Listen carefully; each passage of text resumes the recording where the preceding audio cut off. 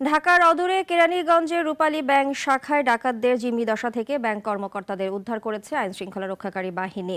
বিকেল 5:30টার দিকে ব্যাংক কর্মকর্তাদের উদ্ধার করা হয়। আইনশৃঙ্খলা বাহিনীর কর্মকর্তারা জানিয়েছেন, 3জন ডাকাত ব্যাংক কর্মকর্তাদের জিম্মি করে 15 লাখ টাকা মুক্তিপণ দাবি করেছিল।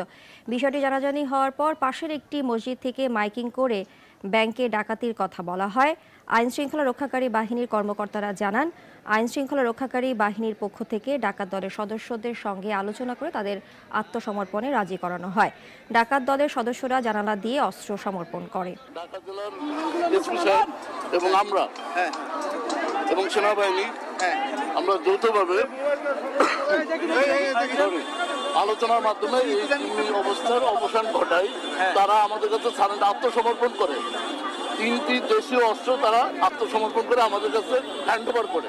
কেরানীগঞ্জ থেকে ব্যাংক ডাকাতির আরও খবর জানাতে আমাদের সঙ্গে যুক্ত হচ্ছেন আকলাকুর রহমান আকাশ।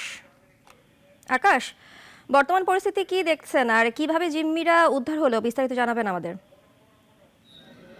ধন্যবাদ পূজাশ্রী। আমি এই মুহূর্তে রয়েছি কেরানীগঞ্জের চুনকটিয়া এলাকায়। এখানে কিন্তু আপনি যেমনটি বলছিলেন, আপনার এই জিঞ্জিরা শাখায় 2টার দিকে কিন্তু 3জন ডাকাত প্রবেশ করে। স্থানীয়দের সাথে কথা বলে আমরা যতটুকু জেনেছি, আরো বাহিরেও বেশ কিছু ডাকাত অবস্থান নিয়েছিল।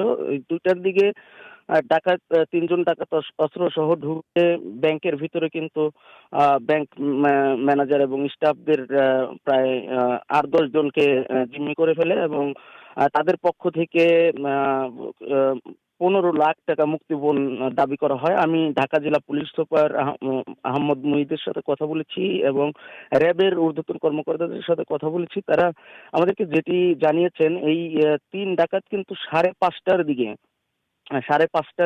আত্মসমর্পণ করেছে এবং সেখান থেকে তাদের নিকট থেকে কিন্তু 3টি আগ্নেয়াস্ত্র উদ্ধার করা হয়েছে।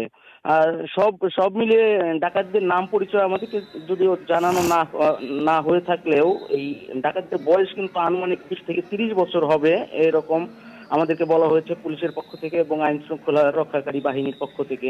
আর পাশাপাশি আরেকটি বিষয় যদি জানিয়ে রাখি, এখানে কিন্তু উৎসুক জনতা সেই খবর পাওয়ার পর 2টার পর থেকেই কিন্তু উৎসুক জনতা সেখানে অবস্থান নেয় এবং ব্যাংকের বাইরে কিন্তু তারা তালাবদ্ধ করে অবস্থান নিতে থাকে। পরবর্তীতে কিন্তু সেনাবাহিনী, র্যাব এবং পুলিশ সেখানে অবস্থান করে মাইকিং করতে থাকে এবং এক পর্যায়ে কিন্তু 5:30টার দিকে ডাকাতদের পক্ষ থেকে বলা হয় তারা আত্মসমর্পণ করবে এবং তারা এক পর্যায়ে আত্মসমর্পণ করে। এই মুহূর্তে কিন্তু তাদের বের করে নিয়ে যাওয়া হয়েছে। এখন এলাকায় মোটামুটি পরিস্থিতি স্বাভাবিক রয়েছে। আর বাদবাকি পরিস্থিতি যদি জানাই, এখানে কিন্তু হতাহত কোনো ঘটনা ঘটেনি এবং কোনো টাকা খোয়া গিয়েছে কিনা সেই বিষয়টি আমাদেরকে জানানো হয়নি। পূজাশ্রী, এই ছিল কেরানীগঞ্জ থেকে আমার কাছে সর্বশেষ। আকাশ, আপনাকে অসংখ্য ধন্যবাদ আমার সাথে যুক্ত হবার জন্য। Double million offer, Walton fridge কিনে পেতে পারেন 20 লক্ষ টাকা, রয়েছে কোটি কোটি টাকার নিশ্চিত উপহার।